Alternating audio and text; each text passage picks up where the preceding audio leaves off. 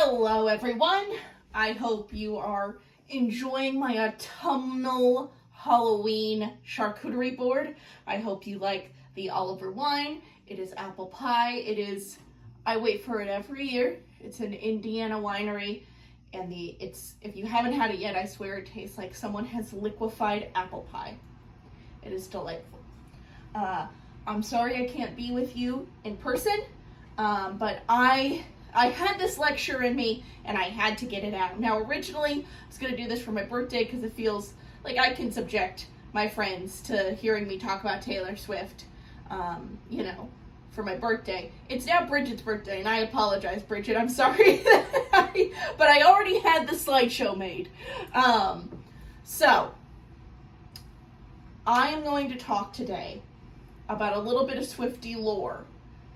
There's a lot of it, but specifically the songs All Too Well off the Red Album and the manuscript off the Tortured Poets Department.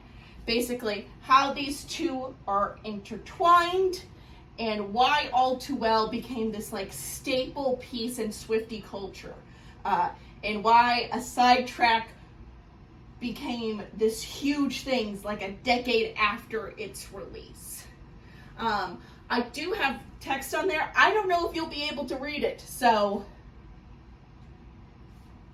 let's see. It took me an embarrassing long amount of time to figure out how to set up the laptop in a place where you could see the laptop and me at the same time. This room is torn apart. I got the Sailor Moon in the background. That's pretty cool. So, okay, let's begin.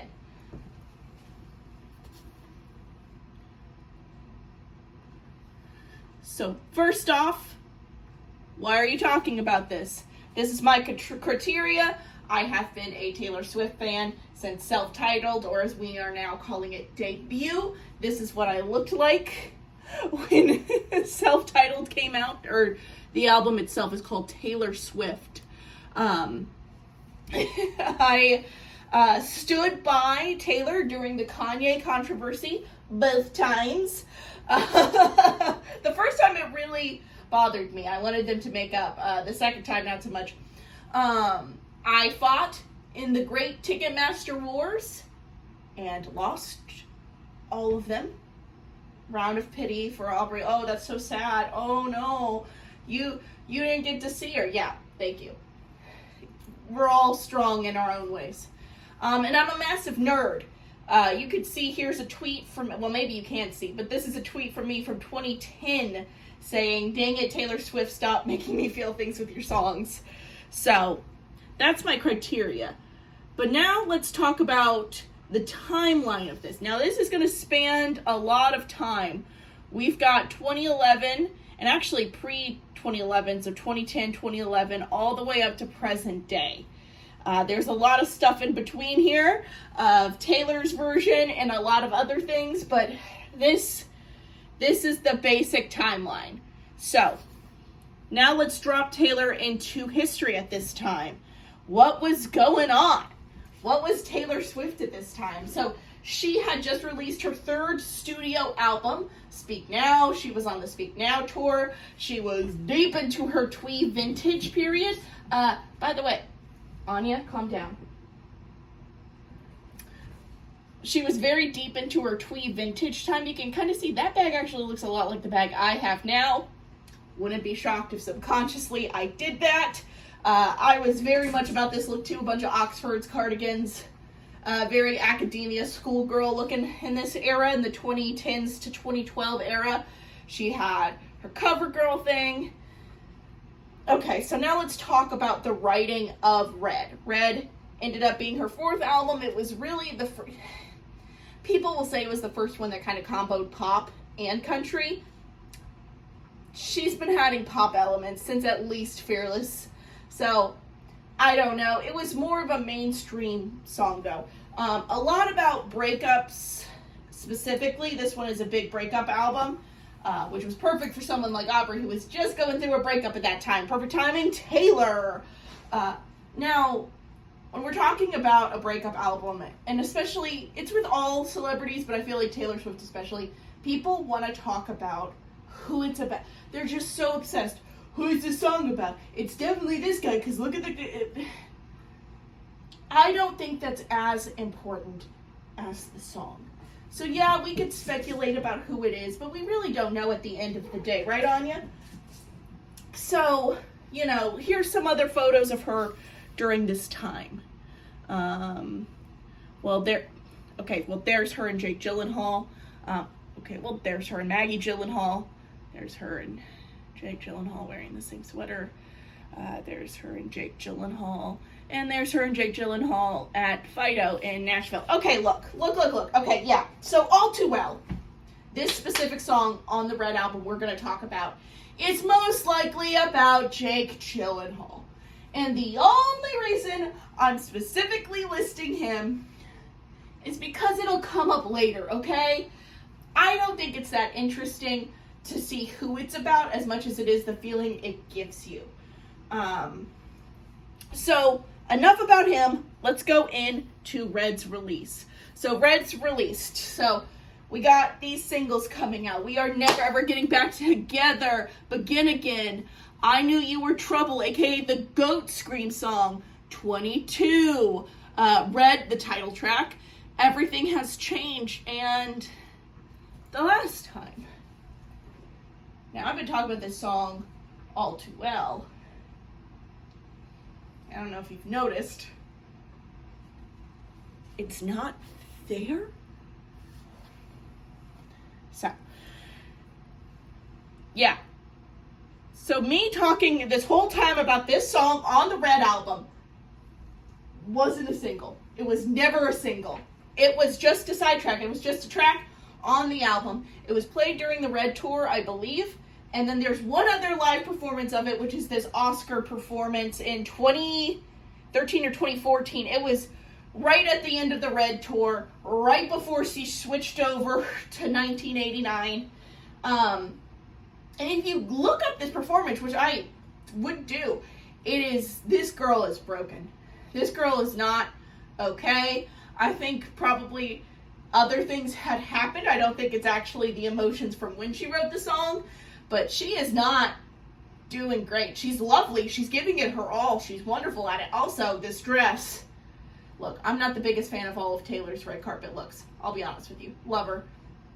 She could get different stylists. This look, especially at this time, everything. This was beautiful. So it's a great performance. So at this point, I would love to play you All Too Well. I would love to actually play you this Oscar performance of All Too Well. We don't have the time. We don't have the time to get into it. So let me summarize All Too Well. It is a breakup song, shocker, after I just said it was a breakup album. It is all about remembering parts of a relationship all too well. Like, you can't shake it. This crazy, monumentous romance happened, and the only two people who know it aren't talking anymore. The only two people who witnessed this love, this fire, this flame, aren't even talking. They're two separate planes. She remembers it. She knows he remembers it, but it is eating her up inside. And so you must be saying, Aubrey, you must feel a lot about the song to make a whole PowerPoint presentation. I liked the song. I liked it, and I said, that's good. It wasn't one of my frequent replays on the Red album during this time. And again, I was going through a breakup. It's not even my favorite breakup song on Red. That would go to, I Almost Do, a song about wanting to call someone up and talk to them again because they miss them so bad, and you almost do, but you don't because things better left unsaid and you don't want to start it back up again. Anyways, so All Too Well, sidetrack, but it has a lot of fans' attention. A lot of people really, really, really love that song. So now we got to talk and explain where this took off, where this got crazy. We got to talk about Tumblr. We got to talk about Tumblr, and I would love to talk about Tumblr in its own thing. It could be 18 different PowerPoints. I don't have time to explain Super Who Locked to you. I don't have time to explain Just Girly Things, and I definitely don't have time to explain Miku Binder Thomas Jefferson. Tumblr was a weird place. Tumblr, I loved it. I was on Tumblr myself. I loved it. It's a lot. In nerd culture, especially fandom culture, really festered. It got intense, sometimes in very, very cool, good ways, sometimes in very, very bad ways. We're not going to discuss that, but one other thing that Tumblr had for this specific situation is that Taylor was on Tumblr, and this was before celebrities had publicists doing their social media. This is the time of crazy Twitter outrage and people getting into Twitter fights because the publicists don't have control of their social media handles because that wasn't really a thing anymore. Taylor was on Tumblr talking directly to us. I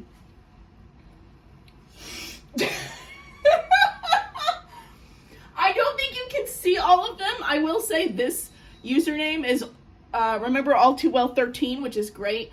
So these are just interactions of Taylor and her fans. I don't know if you want to pause and try to read some of them. My favorite one is this one, which is someone took an old photo of Taylor Swift and said, this is my friend Becky. She died from snorting marijuana. Please reblog for Becky. And someone said, I think that's Taylor Swift. And she went, no, that's Becky. And Taylor, the next month, was seen on a shirt with a shirt on that says, no, it's Becky. So Taylor Swift fandom, very alive at this time, very talkative. Taylor's responding to us, which is fucking crazy. She's talking to John Green. This is John Green and Taylor Swift having a conversation. Fishing Proceed was John Green's Tumblr name. It still might be. I don't know. Okay, but now we're going to hit a weird time. The hiatus. Okay. After 1989, but before Reputation, Taylor took 2 years of basically radio silence. She didn't talk to anyone. She didn't post anything. No one had seen her. If they did see her, it's very few and far between. So the fandom, instead of going dead, instead of being quiet, kind of festered on what was already released. So we were really hyper-focused on those 5 albums. It's late. I'm very tired. 5 albums that she had already released. And this is where All Too Well gets this kind of legend status that people are talking about. And I wish I could find the posts. I know they exist. I saw them with my human eyes.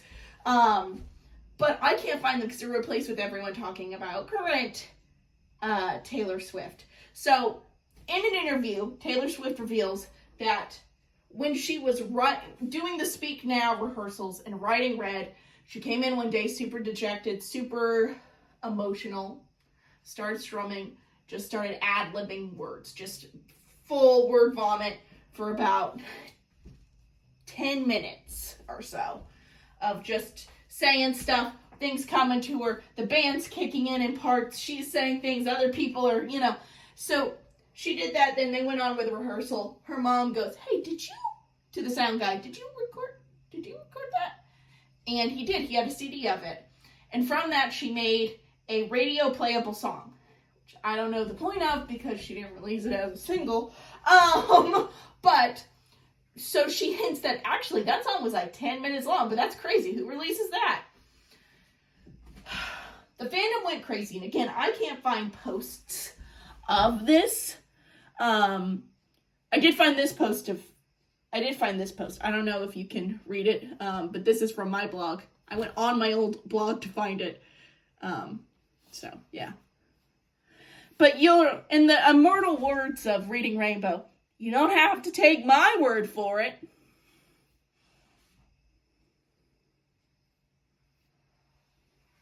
All Too Well is now... It's now a short film. So basically, All Too Well was a song that came out originally on an album called Red, which came out in 2012. I always loved this song. It was never a single, but the fans really loved this song. And I had made the mistake of saying in an interview the truth, which is that it had started out as a 10-minute song with like 6 or 7 extra verses, and we had to cut it down to the sort of 4.5, 5-minute length that it ended up. My fans would not let it go. They were like, I'd be doing an interview for something else albums later, and they'd be like, where's the 10-minute version? Where is it? So basically, for the re-record, I was like, I am going to put out the 10-minute version. I'm just gonna show them what it was. I've been directing my music videos for a while at this point, and writing and directing them was really... Whoa, Taylor, let's not get too hasty. Let's go back. Let's talk about Taylor's version, as she just alluded to. So the hiatus ends, Lover comes out, pandemic happens. She releases 2 pandemic albums that her best albums, Fucking Fight Me. And then she starts re-recording her music to regain her masters. She wasn't given the option to buy her masters like she was told she would. And so she's re-recording. And the first one she re-records is Fearless, and then she re-records Red. Now, of course, the fandom is like, Taylor, hey Taylor, you know what this would be a good time for? All Too Well 10-minute version. That would be a great time. So, now I should say too, that we were pretty explicit that we wanted this. This was not hidden. And when this released, the euphoria of finding out we were finally going to get the 10-minute version of the song, I was ecstatic. It's not even my favorite breakup song on Red. It's a very good song. I still suggest you listen to it. We don't have time. So she releases the 10-minute version, and she doesn't just release a 10-minute version. No. She starts performing it live, which is crazy. She performed it on SNL. She performed a song on SNL for 10 minutes. That's crazy. This girl, you remember the Oscars girl who was broken? A little sad, a little, this girl, she's powerful. This girl, strength. This girl, fire. She's still emotional. She's bringing the emotion to the song that the song needs, because it's an emotional song. But she's powerful. She's strong. She has a lot of emotions in here that are very, very good. She also, as she alluded to in that interview before I cut it off, directed a short film all about this. Starring Sadie Sink and Dylan O'Brien. Again, please watch it. Don't have time to do that now. Please watch it. And if you're like, what is so good about this song? I will say that there are some lyrics that really cut really deep. And I know that me saying these lyrics like this in this format is going to take away some. But like, for instance, one of my favorite lyrics, and this is in the OG and the 10-minute, is, "You call me up again just to break me like a promise. So casually cruel in the name of being honest." I use the term casually cruel in conversation to this day because I feel like it's so good. And obviously she didn't invent that, but it's such a good use of it. You know exactly how she feels at that moment. One of the lyrics that really got me in 10-minute version, I'll just do my one that really got me. And I was never good at telling jokes, but the punchline goes, "I'll get older, but your lovers will stay my age."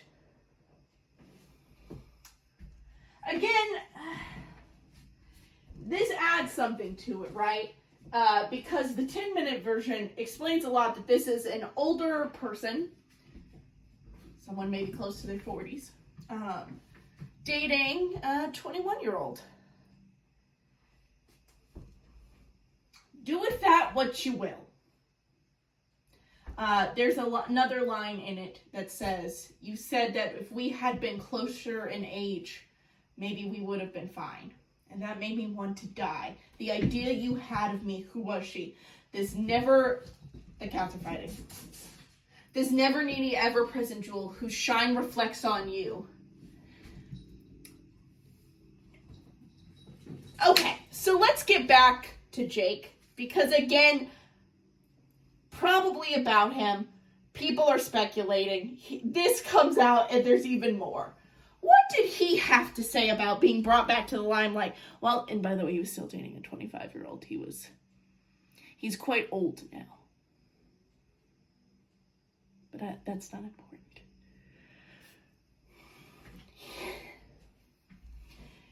He said basically that has nothing to do with me.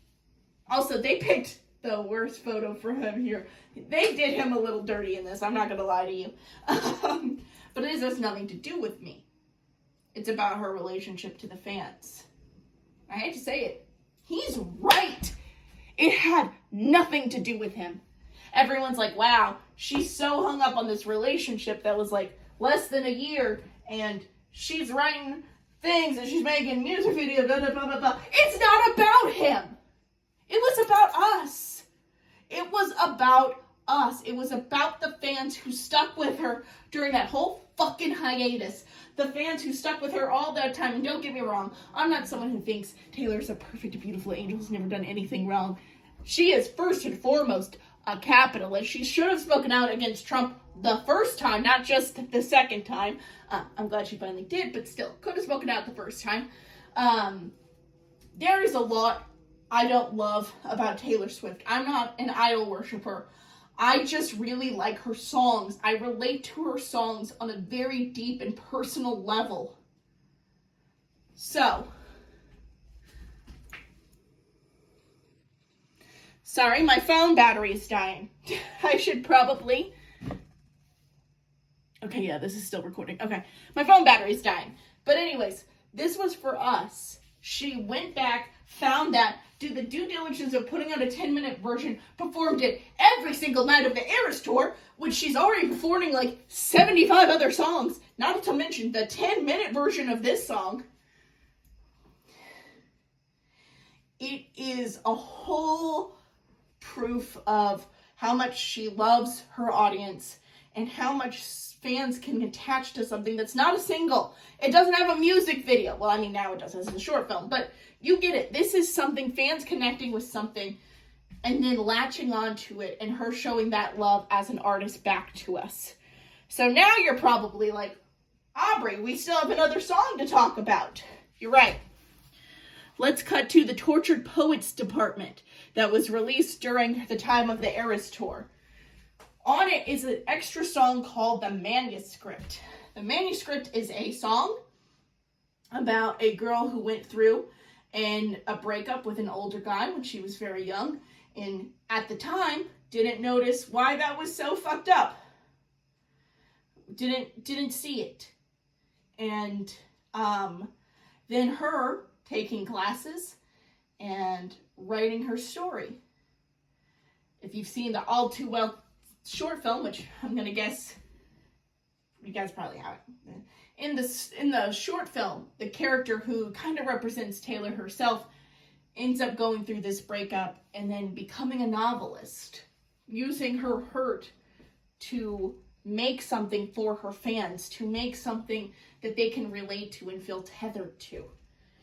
And I would love to read you more lyrics of the Manuscript. If you could see them during this, they've actually been at the bottom of this page. Those little white letters right there, that's been the Manuscript. So the only thing left is the Manuscript. One last souvenir from my time. And you know what? I'm trying to read it backwards. I actually know the song quite well, and yet I'm trying to read it backwards. The way I have this set up is crazy. But anyways, but the story isn't mine anymore. Taylor wrote this song as a recap of everything that happened with All Too Well. All of the fan reactions, the writing of it, the relationship that inspired it, all of the stuff we talked about, all of the feelings she felt performing it at the Oscars, and how that made people feel. The story isn't hers anymore. It's ours. All right. Thank you so much. My phone is going to die. The end. Thank you so much for listening to my TED Talk. Oh God, is that 24 minutes? I'm so sorry. If it helps, if you're wondering why I can't read the lyrics, let me show you what I've been working with. It's been... All right, bye!